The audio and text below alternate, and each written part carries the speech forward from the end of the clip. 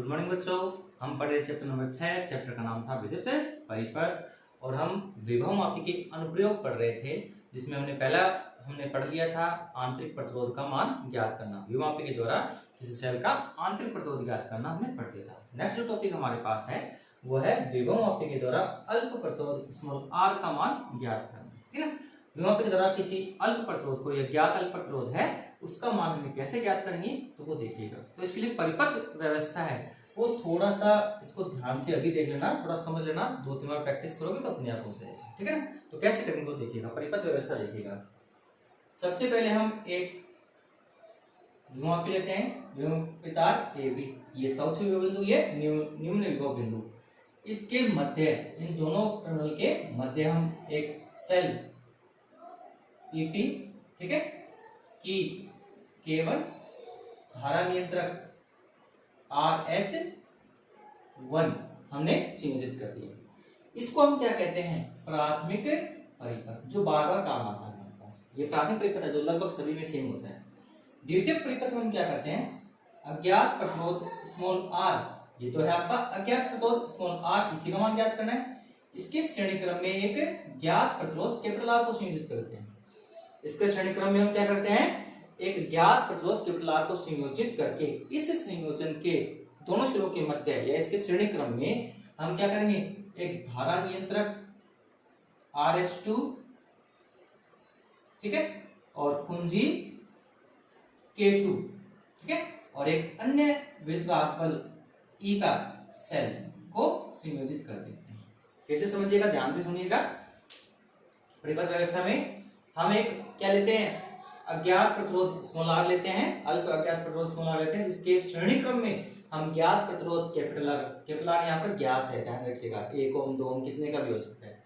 Are जो हमने लिया है वो क्या है, ज्ञात प्रतिरोध कैपिटल आर को इसके श्रेणी क्रम में संयोजित करके इन दोनों के सिरों के मध्य, इस संयोजन के दोनों सिरों के मध्य एक अन्य धारा नियंत्रक RS2, कुंजी K2 और अन्य हमारे पास कोई विद्युत बल है E के सेल को इसके श्रेणी क्रम में संयोजित कर देते हैं।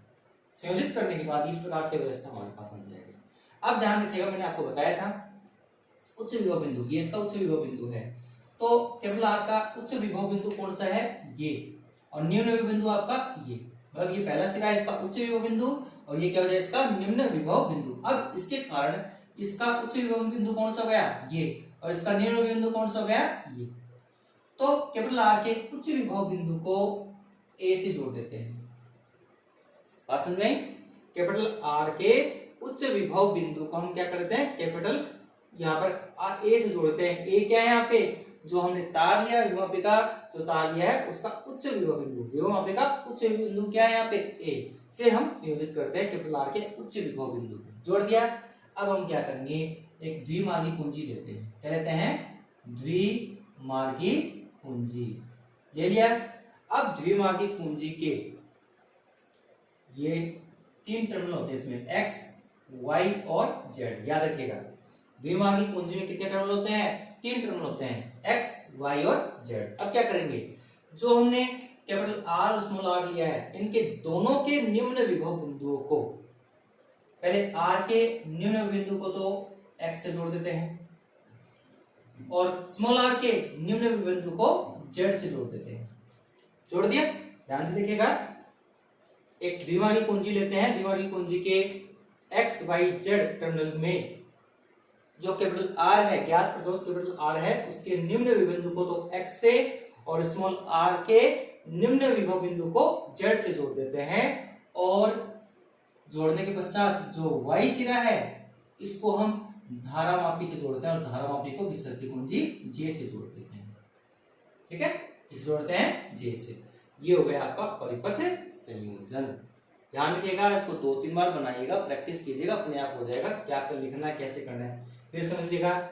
एक ए बी क्या लेते हैं हम, यहाँ पर विभव मापी लेते हैं, इसका विभव तार का ए बी का ए सिरे को और बी सिरे के मध्य एक सेल ईपी कुंजी K1 धारा नियंत्रक को जोड़ते हैं, इसको हम कहते हैं प्राथमिक परिपथ। द्वितीय परिपथ में अज्ञात प्रतिरोध स्मॉल r के श्रेणी क्रम में एक ज्ञात प्रतिरोध कैपिटल R को संयोजित कर देते हैं और इनके संयोजन के श्रेणी क्रम में हम क्या करते हैं, एक अन्य RS2 धारा नियंत्रक कुंजी K2 और सेल E को संयोजित कर देते हैं। फिर कैपिटल R के उच्च विभव बिंदु को तो A से जोड़ते हैं और निम्न विभव बिंदु को X से, ऐसे स्मॉल r के निम्न विभव बिंदु को Z से संयोजित कर देते हैं। ये हो गई आपकी परिपथ व्यवस्था।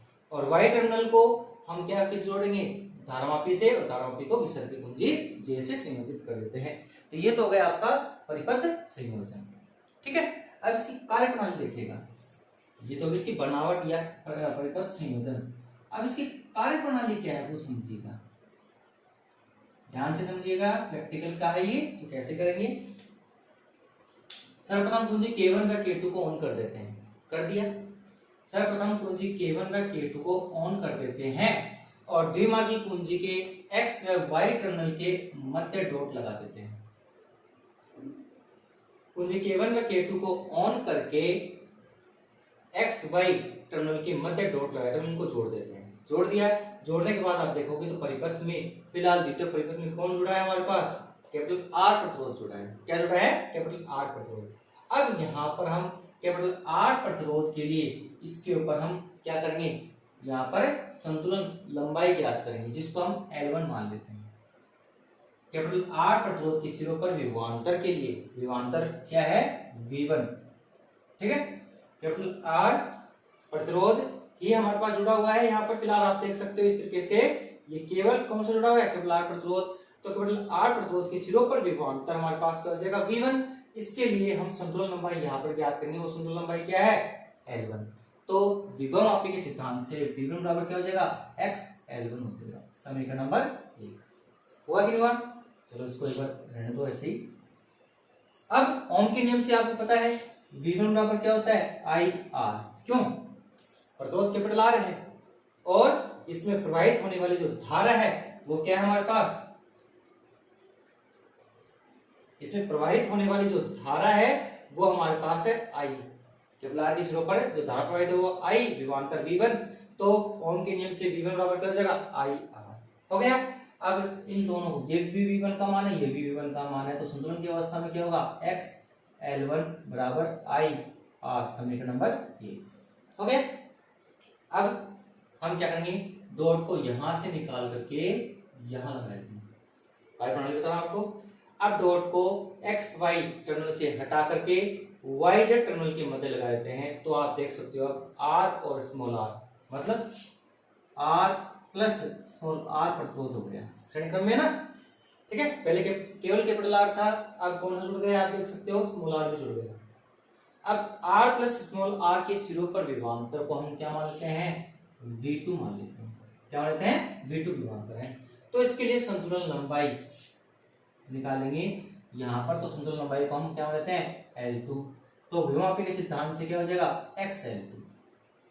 विभवमापी के सिद्धांत से V2 बराबर क्या हो जाएगा, XL2। क्यों, कैसे समझिएगा, यहाँ से डॉट निकाल के यहाँ लगाया है, यहाँ लगाते ही R और स्मॉल r श्रेणी क्रम में है, तो इन दोनों के लिए हमारे पास संतुलन लंबाई आ जाएगी L2।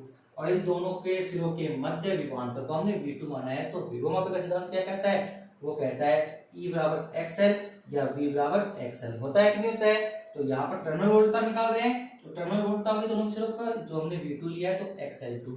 फिर ऐसे ही हम लेंगे यहाँ पर दोनों ओम के नियम लगाएंगे, किसके नियम के अनुसार, ओम के नियम के अनुसार।